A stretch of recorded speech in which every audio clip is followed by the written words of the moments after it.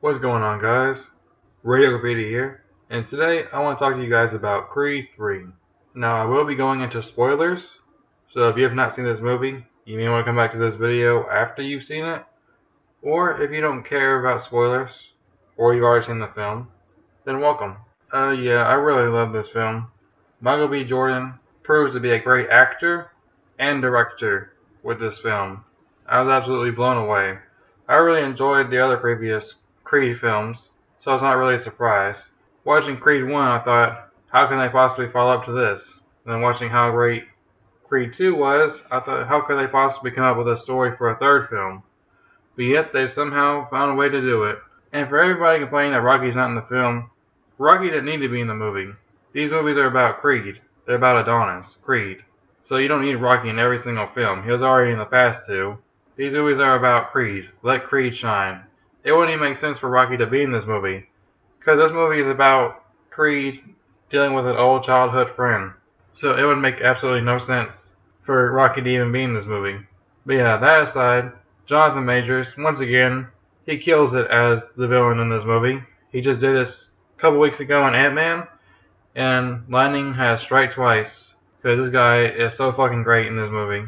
Everybody's pretty good in this movie, but Johnathan Majors and Michael B. Jordan, they are just so great. They feel like old friends, but yet they also feel like enemies when they have to. They really sold all those parts, especially the boxing. The shape these guys had to get in to pull off this movie, it's just crazy. And they look fantastic. The music really helped elevate a lot of the scenes, like the training montage or the fighting, whatever it needed to elevate, it did what it needed to do. The music was a huge standout for me in this film. Because usually in films, you go watch them and you're like, oh, I didn't even notice the music, or it was just okay. But in here, I really enjoyed the film for its music as well. And the boxing scenes are unlike anything we've seen in the previous films. And it's actually a positive thing. I heard Michael B. Jordan talking about how some of the fight scenes were going to be kind of anime influenced, and I heard that and I thought, oh no. Because I'm not really an anime guy, I don't care about that stuff. So I thought it was going to kind of take me out of the film, or was going to feel out of place, but no. It actually worked really well and helped deliver some kind of artistic flavor to the fight scenes that we haven't seen before in the Creed films. So I really appreciated that. It made the fight scenes feel like we've upgraded. We went somewhere I didn't think we could possibly go. So I think he did a really great job there. Tessa Thompson also does a pretty great job as well in this film. And I thought all the scenes with Adonis and his daughter were just so cute. All the family stuff in the film was really great. It was just very heartwarming stuff. And then when the movie had to get emotional, it got emotional. They hit every beat they wanted to hit in this film, and they did a great job at it. One of my favorite scenes in the film is probably when Adonis goes to confront Damien, because Johnathan Majors, he did such a great job on that scene, just showing his true colors in front of Adonis once he gets confronted about, basically setting him up. I was really surprised how well they pulled off the rivalry between Damien and Adonis, because I thought, oh, they're just trying to find some way to set up a new movie because they are out of things to do, but no, they actually pulled this off really well. I bought everything. I think the movie also does a pretty great job of showing the similarities and the differences between Damien and Adonis. Because there's a couple of different scenes where they show Damien, he's just off by himself, he's with people who only care about him because of his title. And then you go to Adonis, and he's surrounded by loved ones and friends and people who love him for him. They're not just using him for his title or his money. Showing that Damien is just lonely, and he hasn't found love, and he has nothing outside of his title. Because before that, he had absolutely nothing at all. Nobody to call a friend. At least not that we've seen. So that was pretty cool the way they did that in the film. I do have a couple small issues with the film. It's not really a big deal at all. It's just minor little nitpicks. They never really say what happens to Leon in the movie. I was waiting for them to kind of confirm, like, okay, so did Damien kill Leon? Because they show him pulling a gun on him, but they never say if he killed him. The dude was locked up for like 18 years, so I'm assuming he must have done something really bad. I guess they're implying that he killed him, but it's like, why didn't they just say it? I don't recall them ever saying that he actually killed them in the whole movie. So that was a little bit weird. Well, you guys probably should just told us what actually happened, because they left it kind of mysterious all throughout the film, kind of making you anticipating what happened. Usually I hate when they do that in the movies, but in this one I think they handled it pretty well. Because you left wondering throughout the whole film, okay, what happened to Leon? Who is he?